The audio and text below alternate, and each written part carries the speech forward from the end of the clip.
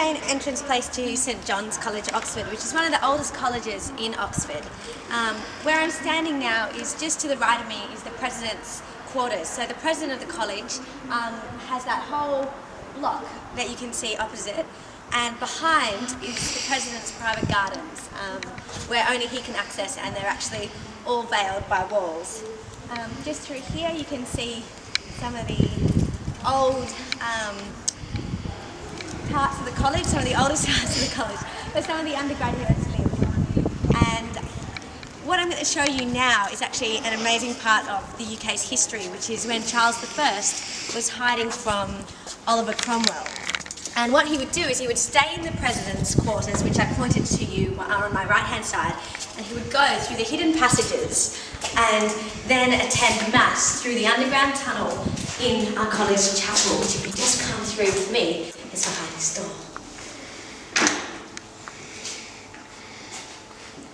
Just through here is where Charles I would hear Mass.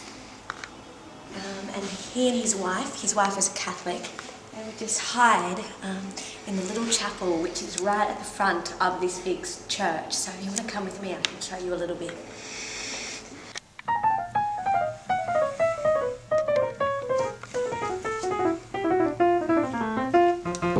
So we're now in one of the oldest quads in Oxford. It's called the Old Canterbury Quad of St John's College, and it's not as majestic or as grand as the quads in Christchurch or Magdalen, perhaps, or Merton even, but it has a huge sense of history because we're surrounded by these very old buildings, and behind us is the statue of Charles I, who has such a long attachment with the college.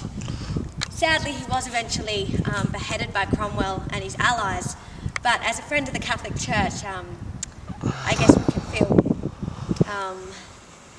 moved by the place that we're in today. The way that this quad now works is most of their walls house students, undergraduate accommodation. And because it's very, very old buildings that are World Heritage listed, they aren't allowed to have kitchens, and there's no cooking facilities allowed in those buildings in case that they would burn down.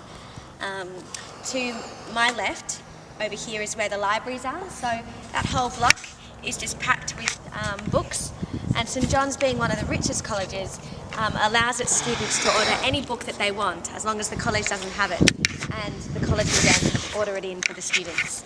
So often this is a place where I'll come to do my work, like many other St John's students.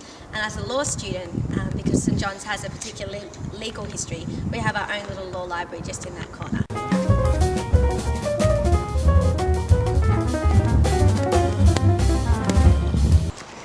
Which way, Jamie?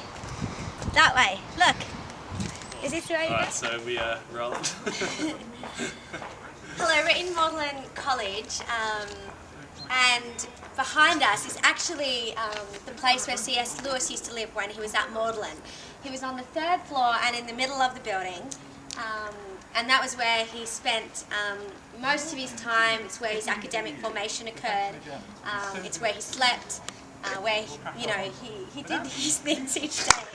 And over there, just to the left of the building, are some beautiful gardens that Magdalen has.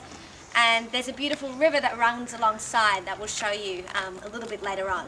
And C.S. Lewis used to walk there with Tolkien each day, or most days, and it was actually the place where he had his conversion to the faith, and through conversations that Lewis and Tolkien would have with each other.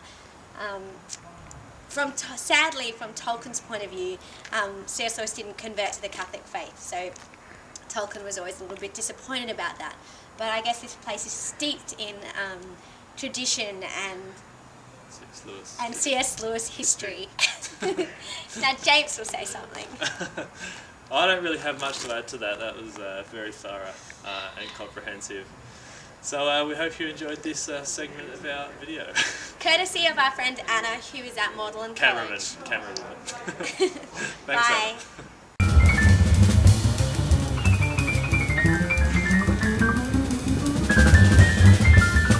Okay.